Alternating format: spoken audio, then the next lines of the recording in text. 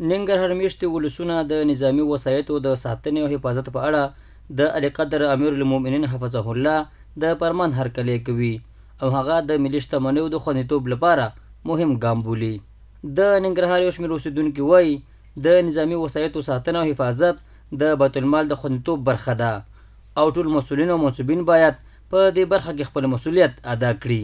د امیر المؤمنین چې کوم فرمان وړاندې کړی دی اوس موږ د دې هرکلی کوو او ستاینه یې کوو. ډېر ښه فرمان دی دغه.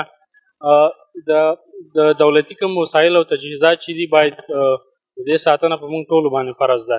که هغه دولتي مسؤلین دي او که عام خلک دي باید د دې ټول دا ذمهواري لري چې د دې ښه حفاظت وکړي. او موږ هرکلی کوو د دې فرمان ته چې دغه د وسلې دي، موټر دي، بیت المال دی، باید د دې حفاظت وشي. د جلال آباد ښار یو بل اوسیدونکی بیا له مسؤلینو غواړي چې دا فرمان په جدي ډول تعقیب کړي. هغه کسان چې د وسایطو ښه ساتنه کوي وستایل شي او که څوک ناغېړي کوي باید سخت مجازات شي. دولتي موټر او د دولتي سامان او رینجر او نظامي چې څه سامان دي هغه باید وساتل شي، د هغه قدر وشي، د هغه حفاظت وشي، هغه جوړ شي، وران پرې نه ښودل شي.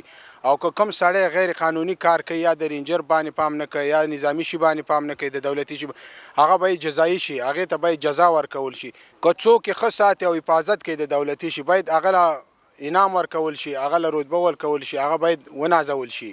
ننګرهار میشتې ولسونه دغه راز وایي د دغه فرمان عملي کېدل به د نظامي تجهیزاتو د ضایع کېدو او بې ځایه لګښتونو مخه ونیسي او د وسایطو د عمر په زیاتېدو کې به هم مرسته وکړي.